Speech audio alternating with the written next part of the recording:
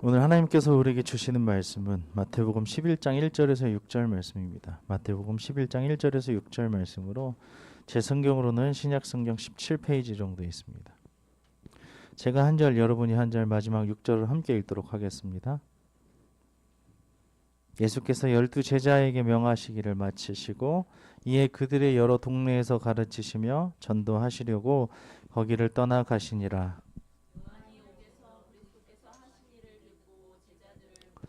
예수께 여짜오되 오실 그이가 당신이 오니까 우리가 다른 일을 기다리오리까?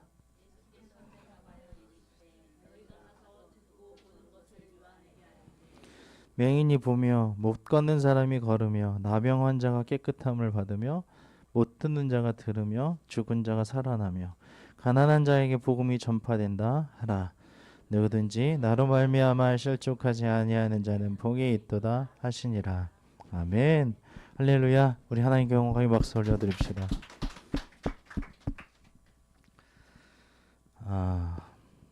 2013년인가요? 2013년 7월 7일부터 저는 하나님의 은혜 가운데 살았다고 생각을 합니다. 비빌 언덕이 없는 사람들의 삶은 굉장히 어렵습니다. 붙잡을 것도 없고 기대할 것도 없는 삶. 하나님께서 여기까지 인도하셨다고 저는 생각을 합니다. 아버님이 돌아가시는 2023년 7월 7일은 저에게는 매우 바쁜 날이었습니다. 새로운 교회라는 곳에서 부목사로 사역을 하고 있었고 임종을 지키지 못하였던 그 병원에서의 마지막 시간이었죠. 5자녀와 8가족을 남겨두시고 하늘나라로 가신 아버님을 생각할 때마다 마음이 아프지만 그것으로 인하여서 저는 하나님의 은혜를 더욱더 그대로 받아들였다고 생각을 합니다. 아무것도 잃을 것이 없고 가진 것이 없기 때문에 더욱더 하나님을 붙잡을 수밖에 없었다고 생각을 합니다. 그리고 2015년부터 우리 혜린이, 혜준이네와 함께 같이 개척 멤버를 이루어서 이렇게 하나님의 은혜로 여기까지 또 우리 박정희 권사님과 함께 왔다고 생각을 합니다. 우리 하나님께 영광의 박수 올려드릴까요? 네. 오늘 말씀은 그러한 말씀입니다. 하나님의 은혜를 하나님께서 말씀하시는 것을 그대로 받아들이는 것이 은혜이며 축복입니다. 그것을 우리에게 분명하게 말씀하십니다. 6절에 보시면은 나로 말미암아 실족하지 아니하는 자는 복이 있도다 하시니라. 의심하지 않고 신뢰하며 걸어가는 삶, 그것이 우리 삶 가운데 가장 큰 행복이며 축복인 줄로 믿습니다. 그 모든 삶을 오늘 말씀을 통해서 우리가 살펴보기를 원합니다. 오늘 말씀을 깊이 들어가 보시면 옥에 갇혀있던 세례를 주던 요한이 세례 요한이라고 하죠. 예수님의 사역에 대해서 듣고 제자들을 보내서 그의 제자들을 보내서 예수님이 메시아이신지를 묻는 것과 그에 대해 예수님이 답하시는 내용들이 오늘 말씀입니다. 1절을 다시 한번 읽어보겠습니다. 예수께서 12제자에게 명하시기를 마치시고 이에 그들의 여러 동네에서 가르치시며 전도하시려고 거기를 떠나 가시니라. 아멘. 제자들에게 복음 전파의 사명을 명하신 예수님께서는 친히 여러 동네를 다니시며 가르침과 전파의 사역을 감당하십니다. 제자들만 보내시는 것이 아니라 본인 스스로도 나가시는 거예요. 나가셔서 무엇을 하신다고 하시죠? 가르치시며 여러 동네에서 전도하시고, 그렇죠? 그래서 거기서 떠나신다는 것은 그곳에 머물러 계신다는 것이 아니라 계속해서 그 일들을 예수님께서 하시는 일들을 하고 계신다는 것입니다. 천국 백성들을 한 사람이라도 더 하나님 나라에 모으시기 위해서 하나님 아버지께서 나에게 맡겨주신 일을 다 하라고 하신 일들을 제가 하나도 빠짐없이 했습니다 라고 고백하는 그 예수님의 어떤 그런 고백과 같이 이렇게 쉬지 않고 가르치시고 하나님 나라에 모으시기 위해서 전도하시는 그 예수님의 사역으로 오늘 우리 교회와 가정이라는 아름다운 열매가 있게 된 것을 고백합니다. 아멘. 우리가 그것을 고백하며 감사하시기를 주님의 이름으로 축원합니다. 아멘. 3절에서 6절을 읽겠습니다. 예수께서 여짜오되 오실 그이가 당신이 오니까 우리가 다른 일을 기다리오리까? 예수께서 대답하여 이르시되 너희가 가서 듣고 보는 것을 유언하게 알리되 맹인이 보며 못 걷는 사람이 걸으며 나병 환자가 깨끗함을 받으며 못 듣는 자가 들으며 죽은 자가 살아나며 가난한 자에게 복음이 전파된다 하라. 누구든지 나로 말미암아 실족하지 아니하는 자는 복이 있도다 하시니라. 아멘. 예수님의 가르침과 치유 사역으로 하나님께서 약속하신 메시아의 사역이 성취되었습니다. 예수님의 사역을 통해 눈먼 이들이 보고 절름거리는 이들이 걷고 나병 환자들이 깨끗하여지고 귀먹은 이들이 듣고 죽은 이들이 살아나며 가난한 이들이 기쁜 소식을 듣게 된 것은 하나님께서 이사야 선지자에게 말씀하신 구원의 약속이 이제 100% 이루어진 것입니다. 많은 사람들이 메시아라고 하면은 정치적인 지도자라고 생각하지만 이대로 써져 있어요. 이사야 말씀에 26장이나 29장이나 35장이나 61장에 보면 그대로 써 있거든요. 근데 재미있는 것은 이스라엘 백성들은 이 써 있는 이렇게 적혀 있는 하나님의 말씀을 의지하고 따라가는 것이 아니라 알아보는 것이 아니라 자기들이 원했던 정치적 지도자를 원했다는 것입니다. 막 카리스마 있고 다윗처럼 막 온 천하를 호령하면서 땅 따먹기를 해서 많은 나라들을 이루어가는 그런 다윗 같은 카리스마 있는 나폴레옹 같은 그런 사람들을 원했던 것이죠. 당시 많은 유대인들은 그리스도께 대한 그릇된 기대로 예수님을 받아들이지 않고 오히려 예수님께 걸려 넘어졌다는 것입니다. 주님을 향한 우리의 기대는 무엇입니까? 이 사람들은요, 하나님의 말씀이 임하여졌을 때 천국을 경험했을 것입니다. 생각해 보십시오. 눈먼 이들이 본다는 것은 광명을 찾았다는 거예요. 내가 절대적으로 앞으로 절망적으로 평생 동안 볼 수 없을 것이라고 생각했던 사람들이 앞을 보게 된 것은 천국을 경험하게 된 것입니다. 절름거리는 이들, 평생 하대받고 저 사람은 장애를 갖고 있기 때문에 예배를 드릴 수 없어. 그들의 죄들 때문에, 그들의 어머니 아버지의 죄이기 때문에 그 사람은 장애를 입었어.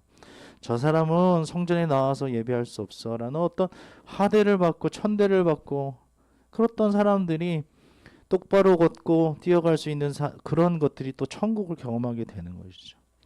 나병 환자들, 우리 생각해 보십시오. 피부병이 상당히 조금만, 여기에 모기가 물려서 이렇게 조금만 간지러워도 엄청 참을 수가 없는데, 나병 환자들 손이 막 뚝뚝뚝 떨어지고 막 옮을 것 같은 그런 사람들이 깨끗해지고 귀먹은 이들이 듣고 죽은 이들이 살아나는 나사로 생각나시죠? 가난한 이들이 기쁜 소식을 듣게 돼. 가난한 이들이면 부자가 돼야 되지 않나요? 라고 생각할 수 있는데, 기쁜 소식이라는 것은 가난한 사람들은 그 당시에 천대받는 사람들이었거든요. 그 하인들과 같이. 그런데 평등하다는 것을 가르쳐 주신 거예요. 너희들은 하나님 나라에서 평등하다. 모두 다 하나님의 자녀이고 구원받을 수 있는 천국 백성이다라는 그런 어떤 기쁜 소식을 듣게 된 것이, 이것이 바로 그들에게 임하신 하나님 나라인 줄로 믿습니다. 그렇기 때문에 이것이 구원의 약속, 이사야의 그 어떤 언약이 그대로 이루어진 것입니다. 우리가 주님을 향한 기대는 무엇입니까? 무엇을 기대하고 있었습니까? 잘 사는 것입니까? 잘 먹는 것입니까? 잘 입는 것입니까? 많은 부를 축적하는 것입니까? 이걸 먼저 생각해 봐야 된다는 것입니다. 하나님의 말씀대로 기대하는 것이 중요합니다. 할렐루야, 아멘. 우리에게 있는 어떤 문제들에 집중하지 마시고 하나님께서 우리에게 임하신 하나님 나라를 바라보면서 그 기대를 다 내려놓으시고 하나님께서 우리에게 이루어주실 그 천국과 하나님 나라를 바라보며 오늘도 살아가시기를 주님의 이름으로 축원합니다. 오늘도 우리 가운데 하나님의 말씀을 베푸셔서 하나님 나라의 역사를 이뤄가시는 주님의 손길을 믿음으로 받아들이시기를 우리 주님의 이름으로 축원합니다. 아멘. 2절을 한 번 더 읽어보겠습니다. 2절입니다. 요한이 옥에서 그리스도께서 하신 일들을 듣고 제자들을 보내요. 아멘. 재미있는 말씀이에요. 이 말씀이 좀 아이러니할 수도 있고 학자들만의 어떤 해석들이 분분할 수 있는데요. 저는 요한이 예수님을 의심했다고 생각하진 않습니다. 어떻게 세례 요한이 예수님의 메시아 되심을 의심할 수 있나? 지금 옥중의 세례 요한이죠. 세례 요한은 부당한 고난을 겪고 있었습니다. 그래서 옥에 갇혀 있었어요. 그런 와중에 예수님의 어떤 삶과 행적은 유대인들이 기대하던 메시아상과는 많이 달랐기 때문에 세례 요한이 충분히 혼란을 겪을 수 있었던 것입니다. 하지만 예수님의 대답이 있었죠. 예수님의 대답은 세례 요한에게 확신을 주었습니다. 예수님께서 베푸신 기적들은 예수님이야말로 오실 그이라는 그 곧 메시아라는 증거가 되기에 충분했기 때문에 헤롯 왕의 실정을 고발하다가 감옥에 갇힌 세례 요한, 예전에는 예수님이 메시아이심을 확신했지만 3장 11절에서 12절에 보면 나와 있죠. 지금은 예수님의 사역에 의문을 품고 있을 수 있었다는 것이죠. 그는 예수님이 오시면 죄인들을 심판하시고, 죄인이라고 하면 지금 자기가 처한 환경이잖아요. 헤롯 왕을 처단해야죠. 죄인 중에 죄인, 괴수 중에 괴수죠. 나는 지금 부당한 어떤 처우를 받고 있고 옥에 갇혀 있고 언제 죽을 줄 모르지만 그 죄인들을 심판하셔서 새로운 국가를 세워주시리라고 기대했던 거예요. 세례 요한도 그럴 수 있죠. 실제 예수님은 오셔서 요한의 기대와는 달리 기적들을 베푸시고 죄인들을 용서하시는 예수님의 그 하나님 나라 사역을 하시기 때문에 이해가 되지 않을 수 있었던 거죠. 그래서 예수님이 진짜 오실 그분 메시아인지 아닌지 다른 분을 기다려야 하는지 고민하게 된 것입니다. 그 당시 내가 메시아다, 그 전의 시대에도 내가 메시아다라고 하는 사람들이 많이 있었거든요. 우리는 예수 그리스도를 어떻게 알고 믿고 있습니까? 한번 우리가 예언이 성취된 것을 바라보고 이분이 메시아라고 믿었으면 흔들리지 않고 믿어야 된다는 것입니다. 하나님, 내가 어떤 상황 가운데 어떤 현실 가운데서도 하나님, 내가 흔들리지 않고 그분을 올곧게 믿고 나아가겠습니다. 나에게 어떤 이득이 없을지라도 그분이 나에게 한 자리를 떡 내주지 않을지라도 나는 주님이 나의 그리스도 메시아이심을 믿고 나아가겠습니다. 우리의 진정한 메시아로 믿고 받아들이시는 그런 우리의 삶이 되시기를 우리 주님의 이름으로 축원합니다. 아멘. 3절을 다시 한번 읽어보겠습니다. 예수께 여짜오되 오실 그이가 당신이 오니까 우리가 다른 일을 기다리오리까. 아멘. 요한은요, 예수님에 대해서 품은 의문을 예수님께 솔직하게 물었고 예수님은 혼돈 가운데 있는 제자의 질문에 친절히 답해 주십니다. 이러한 자세가 매우 필요합니다. 왜냐하면 나는 많이 알고 있어 라고 생각하면은, 나는 오래 믿었어 라고 생각하면 질문을 하지 않기 때문에 그렇습니다. 지난 시간에도 제가 말씀드린 것 같은데요, 질문을 하는 사람들은 굉장히 지혜롭습니다. 왜냐하면 내가 모른다는 것을, 그리고 내가 알 어떤 그런 마음을 가지고 있다는 것을 사람들에게 드러내는 것이거든요. 그러니까 가르쳐 주세요. 제가 잘 몰라요. 가르쳐 주세요 라고 말하는 거예요. 말씀도 마찬가지입니다. 평생을 성경을 보는 사람도 모를 수가 있어요. 성경 박사님도 모를 수 있어요. 참 뜻을 하나님 가르쳐 주세요 라고 기도하면 성령님께서 우리에게 깨닫게 하시고 생각나게 하실 줄 믿습니다. 아멘. 이 자세가 매우 중요합니다. 성경을 묵상하거나 설교를 들으면서 의문이 일어나는 것을 솔직히 물을 때에 친히 답해 주시는 우리 주님만을 신뢰하시기 바랍니다. 믿음으로 주님의 말씀과 그 나라를 받아들이시기를 우리 주님의 이름으로 축원합니다.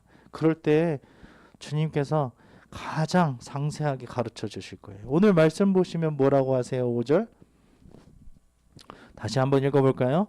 맹인이 보며 못 걷는 사람이 걸으며 나병 환자가 깨끗함을 받으며 못 드는 자가 들으며 죽은 자가 살아나며 가난한 자에게 복음이 전파된다 하라.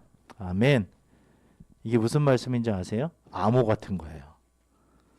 이사야 말씀이 딱 생각나게 하시는 거예요. 너무 시원하게 말씀해 주셨어요. 내가 메시아야. 그 예언된 메시아야라고 암호같이 딱 얘기해 주신 겁니다. 그리고 6절에 뭐라고 하셔요? 누구든지 나로 말미암아 실족하지 아니하는 자는 복이 있도다. 어떠한 상황에서도 예수님으로 말미암아 하나님으로 말미암아 실족하지 않는 그런 삶을 사시기 바랍니다. 나 오늘 비빌 언덕이 없어요. 붙잡을 것이 하나도 없어요. 나 어떻게 살아야 되죠? 하고 실족하는 것이 아니라 그럼에도 불구하고 예수님 때문에 나는 오늘도 살아갈 수 있습니다. 실족하지 않을 수 있어요. 행복할 수 있어요. 그것이 나의 가장 큰 복이에요. 오늘 살아갈 이유랍니다 라고 하나님 앞에 살아갈 때에 복이 있도다 라고 말씀하시는 그 복을 누리시는 우리 모두가 되시기를 주님의 이름으로 축원합니다. 아멘.